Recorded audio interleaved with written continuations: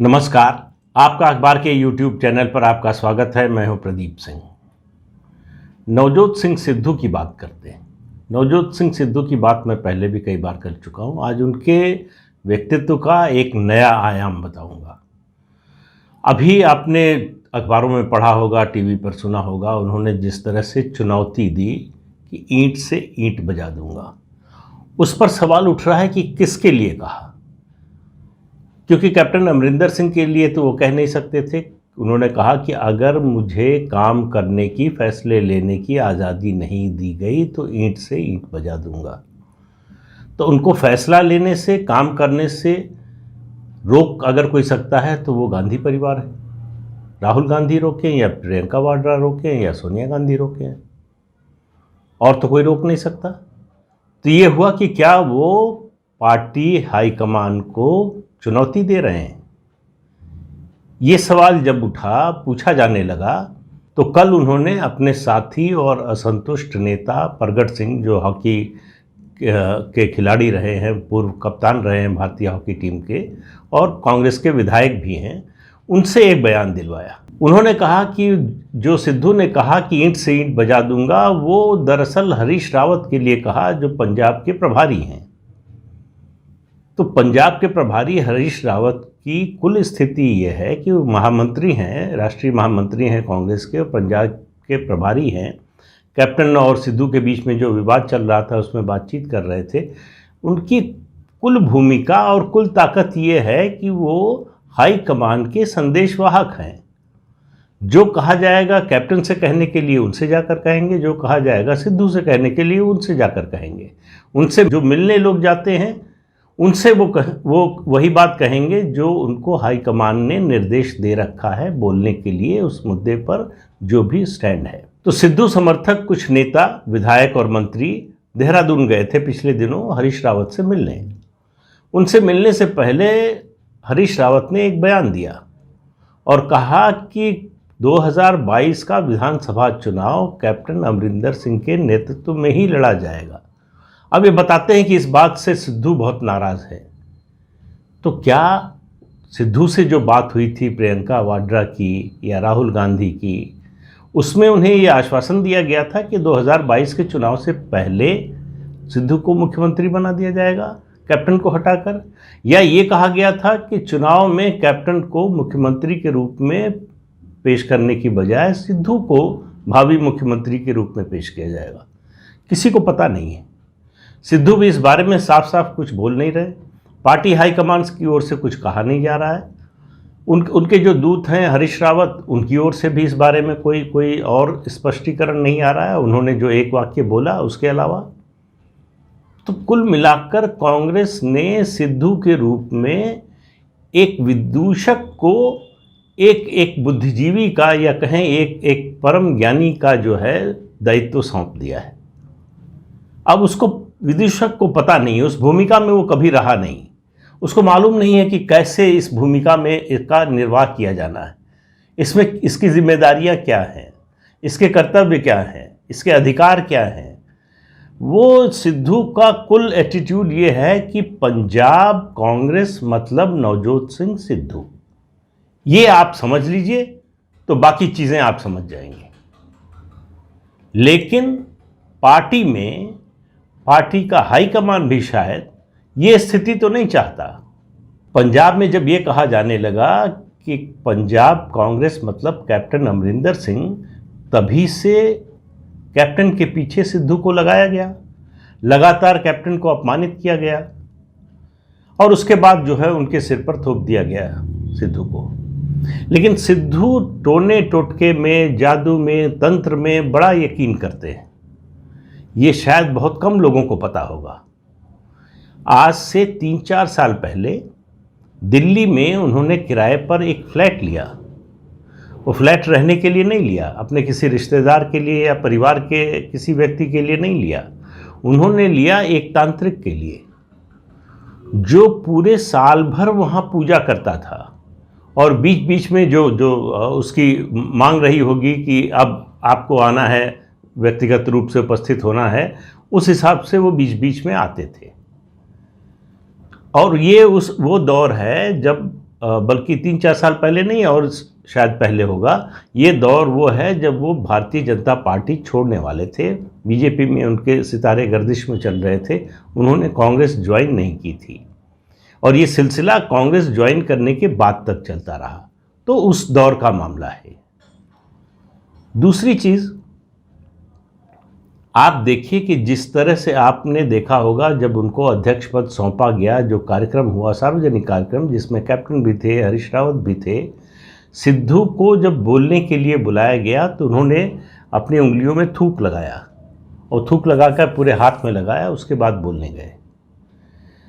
तो कुछ लोगों ने कहा कि ये नर्वसनेस का जो है वो प्रतीक है, कुछ लोगों ने कहा कि किसी जो है साइकियाट्रिस्ट से बात करनी चाहिए कि ये एंग्जाइटी का प्रतीक है, सिद्धू के अंदर एंग्जाइटी बहुत ज़्यादा है, उसकी वजह से इन्होंने किया। तो अलग अलग तरह के जो है लोग तर्क इस पर देते रहे कि ये कारण हो सकता है, ऐसा कारण हो सकता है, लेकिन ये सबने देखा। बहुत से लोगों ने माना कि ये जो उन्होंने हरकत की वो एक तरह से कैप्टन को अपमानित करने के लिए की, लेकिन उसका एक और पक्ष है कि उनको बताया गया है कि ये टोटका है। अब आप बताइए, इस ज़माने में इस तरह का टोटका करने वाला नेता जो सार्वजनिक रूप से मंच पर बैठा हुआ इस तरह का टोटका कर रहा है, मुझे मालूम नहीं कि वो इस तरह का टोटका जब राहुल गांधी से हाथ मिलाने जाते हैं तब भी करते हैं या नहीं। ये ज़रा जानना दिलचस्प होगा कि वहाँ उनका व्यवहार कैसा रहता है। लेकिन एक बात निश्चित रूप से कही जा सकती है कि कैप्टन को लेकर जिस तरह से सिद्धू ने कैंपेन चलाई, वो अब उसका राजनीतिक असर भी दिखाई देने लगा है। और असर ये हुआ है कि देखिए, पहले से आप सब लोगों को पता होगा कि सिद्धू भी जट सिख हैं और कैप्टन अमरिंदर सिंह भी जट सिख हैं। सिद्धू भी पटियाला से हैं, कैप्टन साहब तो राजा साहब पटियाला हैं ही, और दोनों ही सिद्धू हैं। मतलब अगर ये जो उपनाम है जो है वो दोनों का ही, अगर कैप्टन साहब भी लगाते तो उनका उपनाम भी सिद्धू होता। जट सिख का वर्चस्व पंजाब की राजनीति में रहा है, ये तो सही है, लेकिन पंजाब के जो जट सिख हैं वो सिद्धू को खालिस जट सिख के रूप में नहीं देखते। उनका मानना है कि ये उस तरह का जो है जट सिख नहीं है जैसी अपेक्षा होती है किसी जट सिख से व्यवहार की।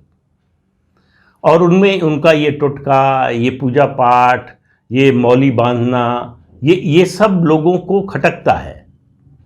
तो उनको लगता है कि ये जो है उस, और कैप्टन के बारे में कोई दो राय नहीं है। जो उनके समर्थक हैं, जो उनके विरोधी भी हैं, उनकी जट सिख की निष्ठा पर किसी को कोई संदेह नहीं है।